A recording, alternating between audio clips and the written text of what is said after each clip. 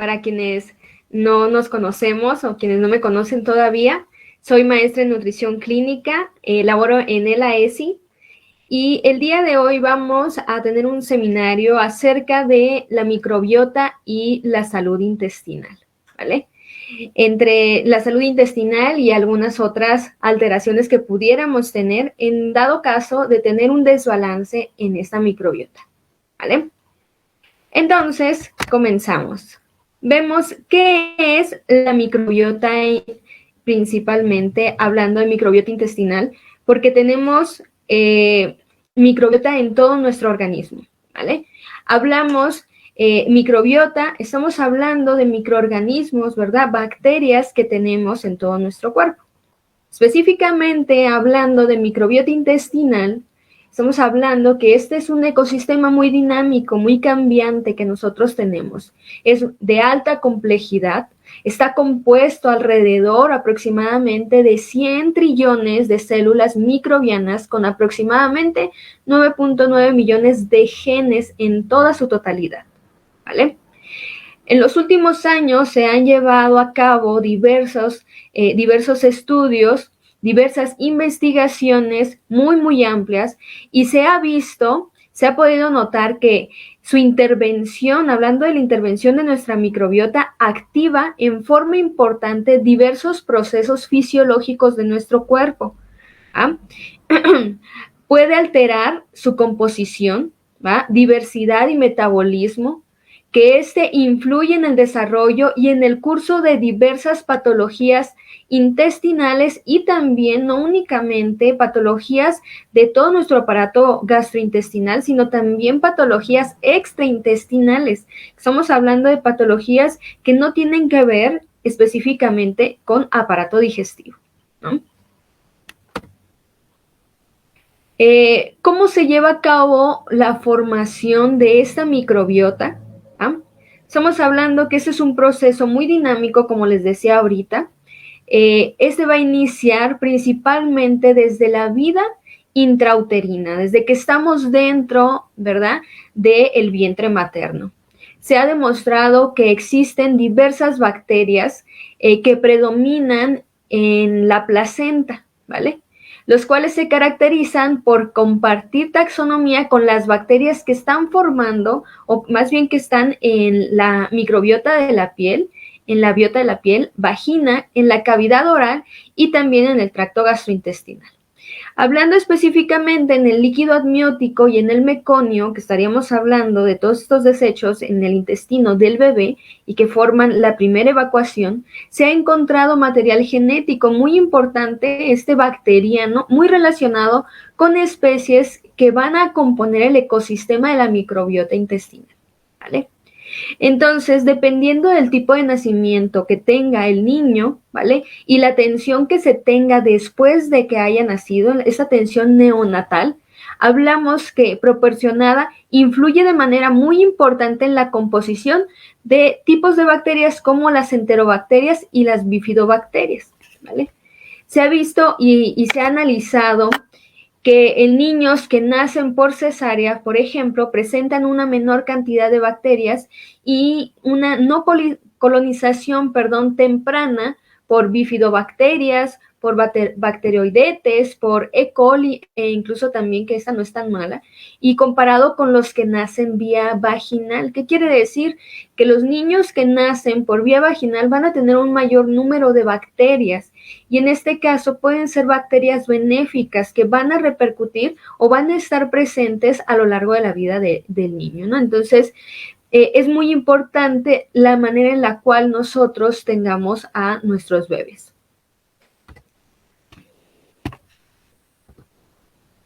Ahora bien, la colonización dominante de bifidobacterias es otro de los múltiples beneficios descritos también por la leche materna, por la lactancia materna exclusiva durante los primeros 6 meses de vida.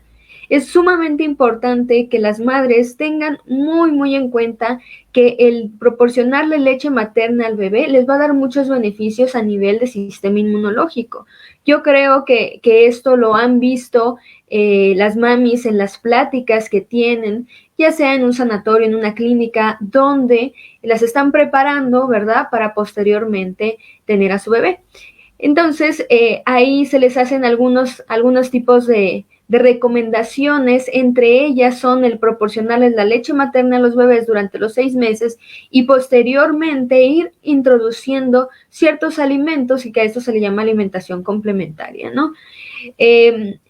Se recomienda la lactancia materna por lo menos en estos meses, ya que la presencia predominante de especies bacterianas facilitan el uso de polisacáridos, que estos sí nos han seguido durante algunos otros seminarios, han podido aprender, ¿no?, que, o si ya tienen el conocimiento, que los polisacáridos son un grupo de hidratos de carbono que son complejos. ¿Qué quiere decir complejos? Que tienen un mayor número de moléculas, más de 10 moléculas aproximadamente, ¿no?, en su estructura química. Entonces, hablando de estos polisacáridos y oligosacáridos son de una estructura menor, de un menor número de moléculas, y hablando que la presencia predominante de esta especie bacteriana facilita el uso de polisacáridos y oligosacáridos, hablando de las bifidobacterias, ¿verdad? Y hablando específicamente de la leche materna, lo que hacen que se favorezca la digestión y se vaya adaptando el tracto gastrointestinal para la futura digestión de la comida sólida. ¿Qué quiere decir? Que importantísimo, bifidobacterias, ¿vale?, que nosotros vamos a proporcionarles, que están en la leche materna, colonización dominante por bifidobacterias, serían que nos pueden ayudar a digerir hidratos de carbono, ¿vale?, que nos proporcionan la leche materna y que esto nos va a ir preparando, ¿va?, para que podamos posteriormente empezar a degradar otro tipo de hidratos de carbono, ¿va? Esto sucede gracias a señales bioquímicas y producidas por las bacterias al llevar a cabo el metabolismo de moléculas de la leche sin valor nutricional. Entonces, después de la diversidad de esa microbiota se expande de manera acelerada en los primeros aproximadamente 5 años de vida en el menor, hablando posteriormente en menor medida en el adulto, y sufre una agresión importante después de los 60 años, donde la composición es representada en un 95% por firmicutes y bacteroidetes, que son otro tipo de bacterias muy similares a las encontradas en los primeros meses de vida e incluso también. Ahora bien, interacción intestino-microbiota. Por acá tenemos que las bacterias de la microbiota intestinal van a empezar a colonizar una capita externa del tracto gastrointestinal, ¿vale? Ya que en esta se van a encontrar glicanos, que son una fuente muy importante de nutrientes necesaria para que se lleve a cabo, el metabolismo bacteriano. A la par, al mismo momento, esta capa interna de la mucosa limita también, eso es una contra que pudiera tener, pero ahorita vemos qué es lo que pasa con ello, un contra de que vemos que en la capa interna de la mucosa limita el hábitat de la microbiota mediante la producción de proteínas antimicrobianas, que esto protege, ¿no?, de ser eliminada por la peristalsis. Entonces, va a haber una parte en la cual sí se puedan eliminar cierto número de bacterias. Por acá vemos que las bacterias, ¿no?, se pueden encontrar y pueden llevar a cabo diferentes metabolismos, ¿vale?, que ahorita vamos a ver por qué nos benefician también, pero estamos hablando de que aquí va a haber dos cosas que van a hacer que haya un equilibrio entre las bacterias, ¿no?, que no se eliminen por completo todas las que nosotros tenemos, pero que sí se mantenga un equilibrio entre ambas. Entonces, ambos mecanismos mantienen un delicado balance, que es lo que les comentaba, el cual, al ser alterado por mecanismos tanto intrínsecos como extrínsecos, va a permitir que las bacterias estimulen el sistema inmunológico, ¿vale?, desencadenando ciertas respuestas que son inflamatorias, que contribuyen a ciertas patologías, ¿no?, como cuáles serían, como por ejemplo, enfermedades inflamatorias intestinales y el desarrollo de cáncer principalmente. Ahora, es importante que nosotros sepamos que alrededor del 70% de la energía que van a tener las células del intestino delgado, que son los enterocitos, ¿vale? Previenen de los ácidos grasos de cadena corta, como los cuales serían tres, que pueden ustedes ver en la imagen. Vemos el butirato, ¿va? Vemos también el propianato y vemos el acetato. Estos tres ácidos grasos de cadena corta van a ser generados por nuestra microbiota intestinal. Ahora bien, vemos parte de esos ácidos grasos de cadena corta van a ser metabolizados producidos al metabolizar los carbohidratos que no son digeribles. ¿Cuáles carbohidratos o de cuáles estamos hablando? Estaríamos hablando de los hidratos de carbono complejos que son indigeribles, los cuales serían las fibras. Hay fibra soluble y fibra insoluble, que también lo hemos visto cuando hablamos de macronutrientes, cuando veíamos de una adecuada alimentación, ¿no? Entre algunas otras cosas que ya hemos visto en algunos seminarios. Entonces, aquí estamos viendo, o sea, la microbiota intestinal se va a alimentar de estas fibras, ¿vale? Que son para ellas prebióticos, porque un probiótico sería la bacteria, por ejemplo, ¿no? La bacteria en forma de suplemento. Entonces, pero hablando de las bacterias, un prebiótico es su alimentación, ¿vale? El probiótico sería la bacteria, y ya cuando hacemos una sinergia, por ejemplo, estaríamos hablando de un simbiótico. Pero bueno, entonces, aquí hablamos del momento de que ellas se alimentan, van a generar en su metabolismo ácidos grasos de cadena corta, los cuales pueden o son la energía para estas células del intestino delgado, ¿vale? Que también repercuten de manera negativa cuando hay un desbalance, ¿va?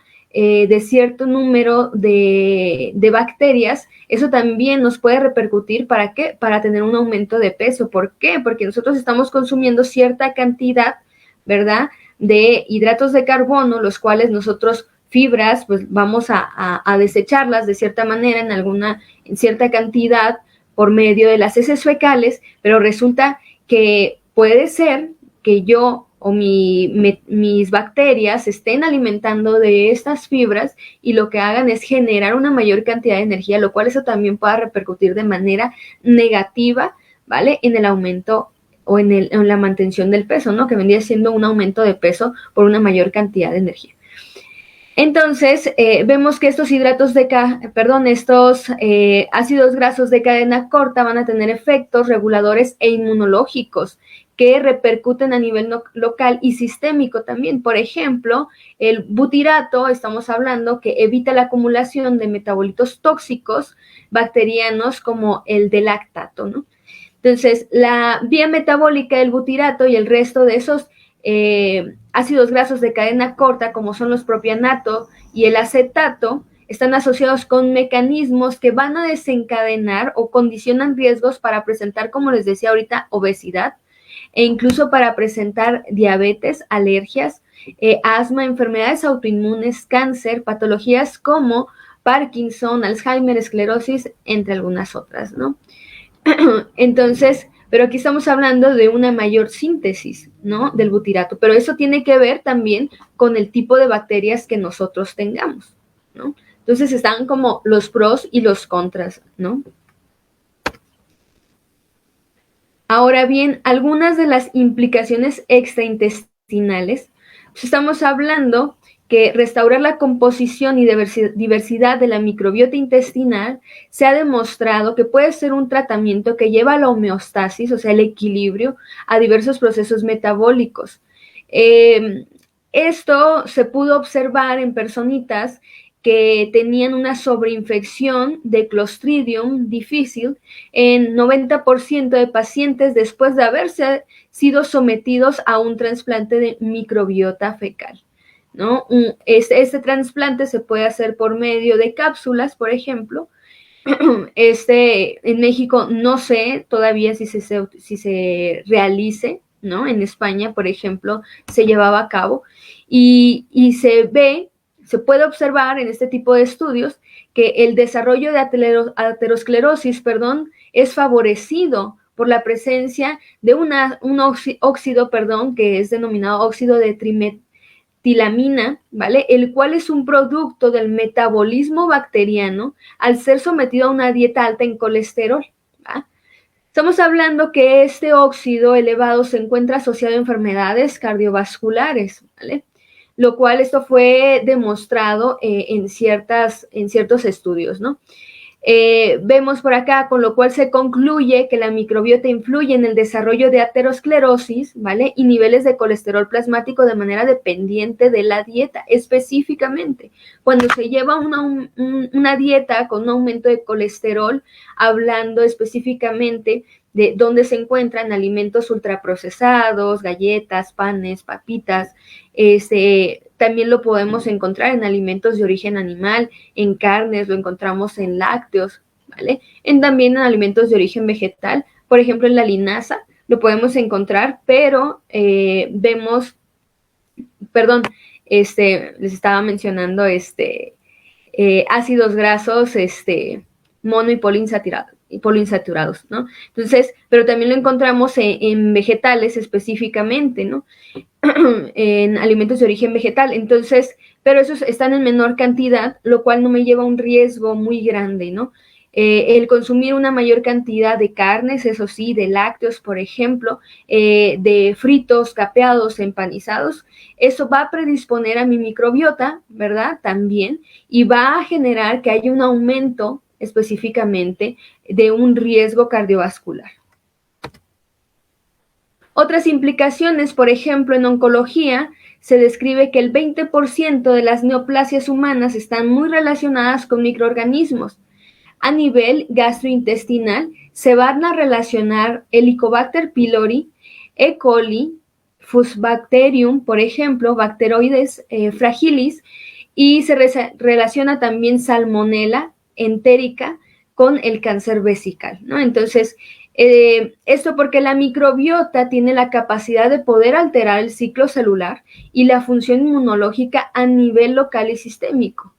Además de esto, se ha visto que las enzimas y los productos que van a generar las bacterias en su metabolismo, ¿vale? Van a interferir en la farmacocinética o hablando específicamente de la actividad que tiene el medicamento en el organismo de nosotros por un determinado tiempo, ¿no? Entonces hablamos que interfiere en esta farmacocinética de los agentes quimioterapéuticos y puede cambiar el perfil de toxicidad y efectividad del paciente.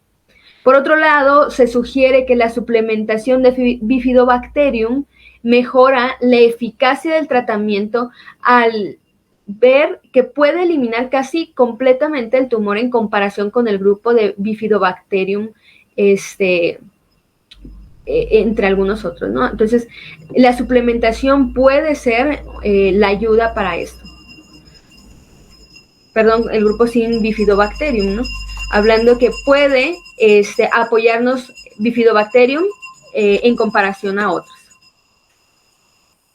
Algunas implicaciones extraintestinales también vemos con LK6, ¿vale? Favorece la apoptosis de células neoplásicas en cáncer de colon.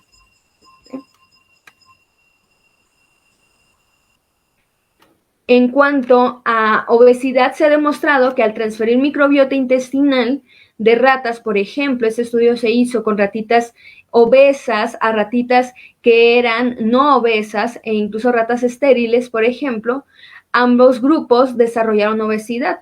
De haberle trasplantado una microbiota, un animalito de obeso a uno delgado, se dieron cuenta que el delgado empezó a aumentar de peso, ¿no? Entonces, vemos aquí que péptidos producidos por E. coli, por ejemplo, hablando de que algunas implicaciones varían dependiendo de la fase de crecimiento en la que se encuentra la bacteria, los cuales van a generar señales para liberación de hormonas que estimulan también la saciedad y regulan el metabolismo de carbohidratos, tales como el péptido similar al glucagón, ¿vale? Entonces también vemos, o sea, implicaciones extraintestinales tanto positivas como negativas de la microbiota, ¿no? El detalle aquí es que haya un equilibrio o un balance entre bacterias benéficas y bacterias que pudieran empezarse a reproducir y pudieran tener un impacto negativo al estado de salud de la persona. Ahora, en cuanto a la dieta y microbiota, aquí estamos hablando que nuestra dieta va a tener un papel muy importante para que nosotros podamos aumentar la cantidad de bacterias y mantener el equilibrio entre ellas, ¿no? Entonces, quienes llevan dietas, por ejemplo, muy restrictivas o incluso ricas en vegetales, presentan un incremento de la población fermentadora de polisacáridos asociados con un beneficio a la salud, ¿vale? En cambio, una dieta que va a ser muy rica en carnes, por ejemplo, carnes rojas, se ha visto que incrementa las bacterias con capacidad de metabolizar ácidos biliares. Esto se relaciona con un incremento en productos proinflamatorios, ¿vale? Y con desarrollo de intolerancia incluso a la glucosa. El consumo de endulzantes, por ejemplo, artificiales, emulsificantes, aditivos y estas sustancias que se les agregan en la industria alimentaria a los alimentos y que no son naturales también tienen una repercusión de manera negativa, ¿no? Al estado de salud. Entonces, la dieta baja en monosacáridos, disacáridos, oligosacáridos y algo también que son polioles fermentables, que esta dieta se denomina dieta FODMAPs, se relaciona con un decremento de bacterias involucradas en el consumo de gases, por ejemplo, o sea, una menor cantidad de bacterias que pueden involucradas en el consumo de estos gases que en ocasiones se pueden empezar a generar a causa de una mala alimentación, ¿no? En causa, incluso por aerofagia, incluso. Entonces, el consumo de quesos incrementa la bifidobacteria, que incrementa la protección ante otros patógenos y produce más ácidos grasos de cadena corta, ¿vale? Los polifenoles fitoquímicos que están en el té y en el café y algunos otros vegetales se relacionan con la disminución del riesgo de desarrollar síndrome metabólico. Este síndrome en el cual, ¿verdad? Podemos encontrar aumento de peso, un aumento de la cantidad de grasa visceral, un aumento en el riesgo de desarrollar hipertensión arterial por ciertas alteraciones, ¿no? En lípidos.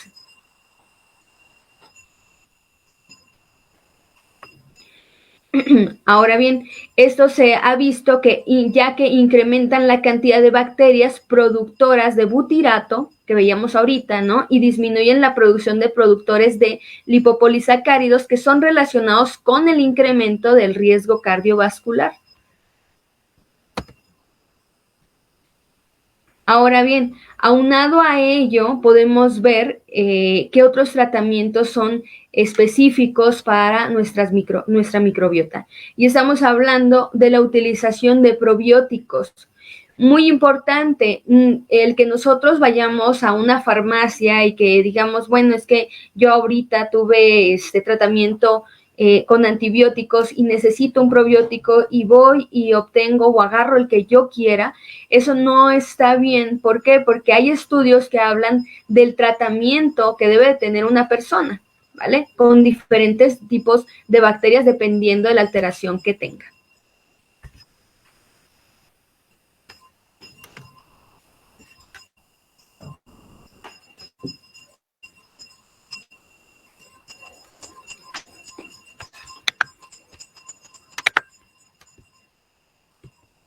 Denme nomás un minutito.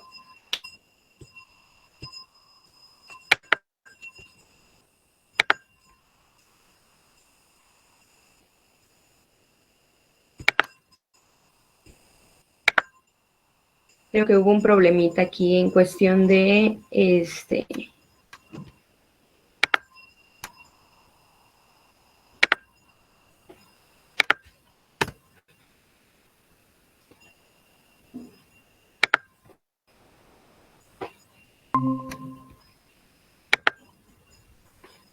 creo que un problema en cuestión de el cambio de diapositivas.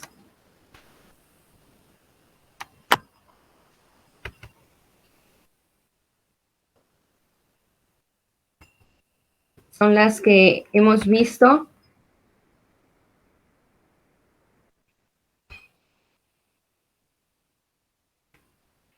Es en cuanto a Aquí está. ¿Vale? Entonces, retomo un poquito por la cuestión de que no fuimos avanzando en las diapositivas, hubo un pequeño problema acá y eso es un poquito de lo que hablaba ahorita, ¿no? Únicamente les coloqué imágenes simplemente para guiarnos un poquito, pero no tengo muchos esquemas, ¿vale? Hablábamos el número de bacterias en esta diapositiva, ¿vale? Y que hemos visto que la microbiota tiene un papel muy importante en donde les mencionaba, cuando hablaba acerca de la microbiota generada, ¿no? Por el tipo de parto que se tenga. Aquí les ponía una imagen, ¿no? El parto natural, sumamente importante para ciertas bacterias que nosotros vamos a obtener y que se va a generar una base, ¿no? Para posteriormente en nuestra vida.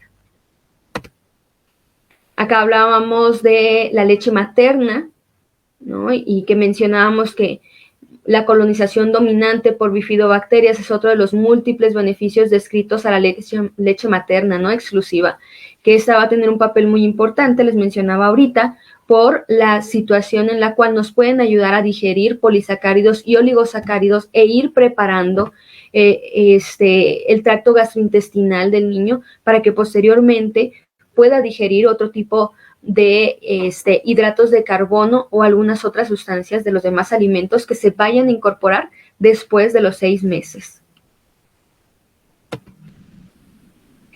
Aquí veíamos la interacción intestino-microbiota, ¿vale? En el cual decíamos que las bacterias pueden estimular al sistema inmunológico, ¿vale? Y que pueden desencadenar respuestas inflamatorias. Como les decía, ¿no? Ahorita hay ciertas alteraciones que pueden generar, ¿no? Nuestra microbiota y que puede haber cambios tanto negativos como positivos, pero esto va a depender de la cantidad de bacterias que tengamos, ¿verdad?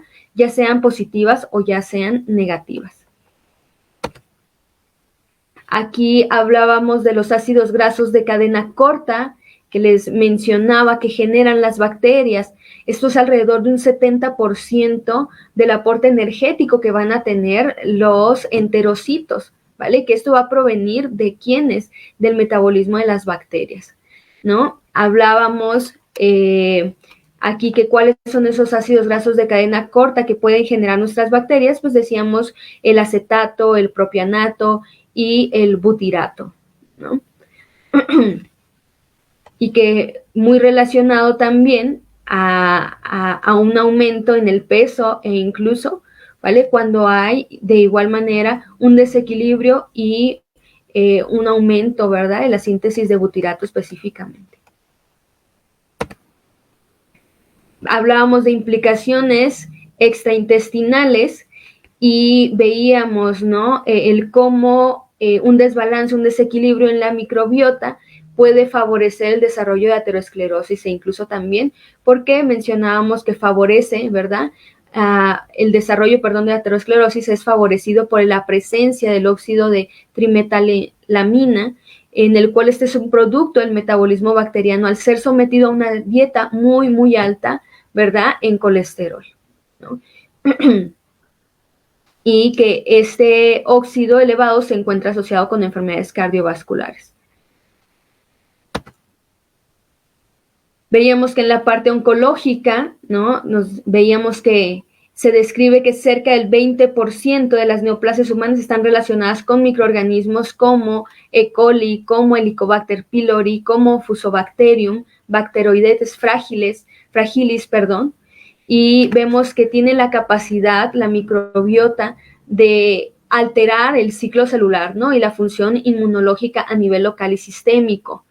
También hablábamos que la suplementación de Bifidobacterium mejora la eficacia del tratamiento, ¿verdad?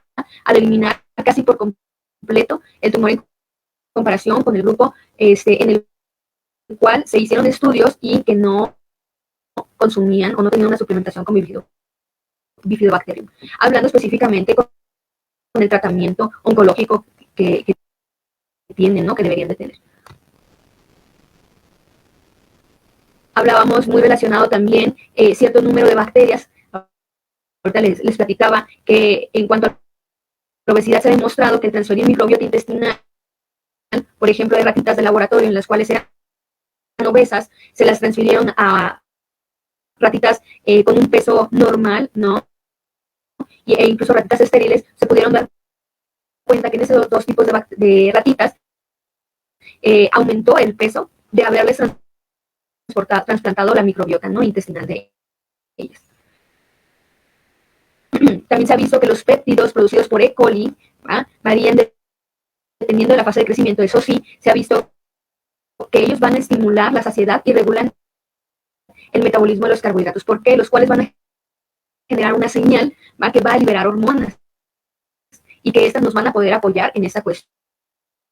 Hablando de glucagón tipo 1 y también el péptido YY.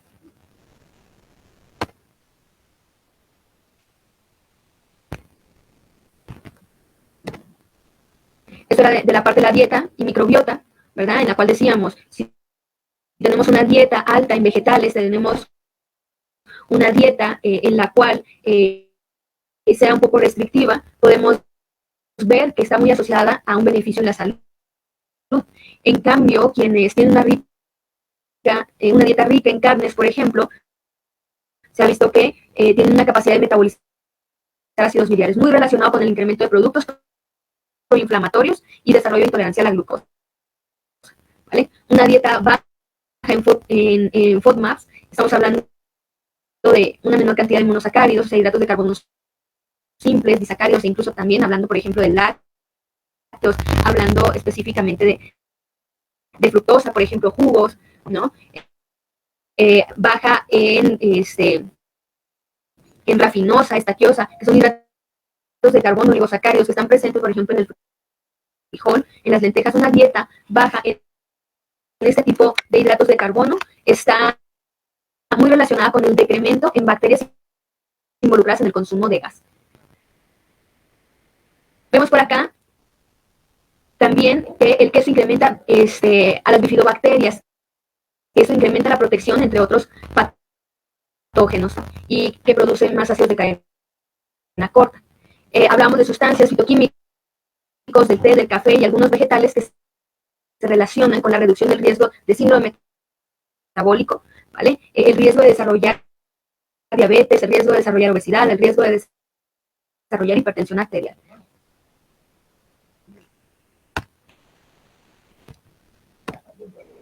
Por acá veíamos y estábamos en esta parte de probióticos, ¿verdad? Y yo les comentaba que aquí hay que checar muy bien qué tipo de probiótico, qué tipo de bacteria es benéfica para mí. Que yo ya tuve a lo mejor algún tratamiento con antibióticos, que yo a lo mejor mi paciente tuvo diarreas constantes o que tiene diarrea del viajero, ¿no? Entonces, hay tipos de microorganismos que se pueden adaptar a este tipo de patologías y que pueden repercutir de manera positiva. Entonces, si ustedes pueden ver aquí en la diapositiva, es una mayor cantidad de letras, ¿verdad? Pero podemos ver el estudio, ¿ok? El resultado, lo cual se resume en que probióticos que ayudan en la prevención y tratamiento de la diarrea del viajero, estaríamos hablando que serían Rhamnosus, L-Rhamnosus, ¿vale? En la diarrea asociada con antibióticos estaríamos hablando que muy eficaces, Lactobacillus, Rhamnosus, Saccharomyces, por ejemplo, Lactobacillus, Acidophilus, entre algunos otros ustedes pueden ver en el segundo punto. La mayor eficacia son con Rhamnosus, ¿no? Y Boulardii. Podemos ver que en el caso particular de diarrea ya es causada por Clostridium, el único probiótico que ha demostrado que tiene una eficacia muy, muy buena es Boulardii, ¿sale? Vemos que en diarrea aguda en niños, por ejemplo, se demostró que la diarrea es menor de 18 a 24 horas con el uso de probióticos más hidratación, ¿vale? Comparado únicamente con hidratación de vía oral, ¿vale? No se demostró efecto en cuanto a reducir el número de evacuaciones por día, eso sí. Únicamente las horas. Y podemos ver por acá también esto que ustedes pueden ver se reduce a qué, a enfermedad de Crohn, por ejemplo, que el empleo de L. rhamnosus también en acidófilos, ¿vale? Es beneficioso en el postoperatorio inmediato, ¿vale? El cual ayudan ellas a disminuir o reducir la inflamación. Por otra parte, en oncología se describe que los probióticos, más prebiótico, como les comentaba anteriormente, más el alimento, ¿verdad?, de las bacterias, hablando que contienen estas bacterias lactobacillus, Leuconostoc, por ejemplo, L-plantarum, entre algunos otros, inducen a cambios, los cuales incrementan la eficacia de la quimioterapia. Quiere decir que también, ¿verdad?, en el tratamiento oncológico se puede utilizar probióticos.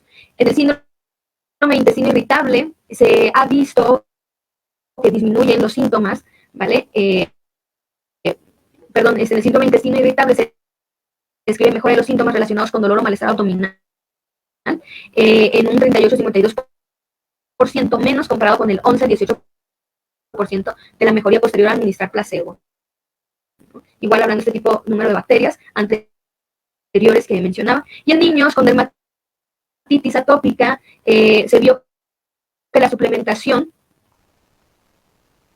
va con rhamnosus y cierto tipo de marca mejora los síntomas después de 2 meses de tratamiento, ¿vale? Entonces, no es específicamente que digamos, yo sé de cierto tratamiento de probióticos, medio diarrea, a lo mejor por algo que consumí, lo tomo y específicamente va a ser muy bueno. Por ejemplo, en gastritis también rhamnosus es muy bueno, ¿no? Entonces, hay que saber qué tipo de probióticos es el que yo voy a consumir y si es adaptado o no a la patología que yo tengo. Entonces, en cuanto al perfil de seguridad de probióticos, los efectos secundarios reportados tienen una prevalencia similar a los grupos experimentales que en los grupos control, lo cual nos sugiere una fuerte asociación de estos efectos al uso de probióticos, y los más reportados fueron rash, ¿vale? El que nos genere comezón, por ejemplo, náuseas, flatulencias, meteorismos, dolor abdominal, vómito e incluso constipación e hiporexia, ¿no? Una disminución en el apetito.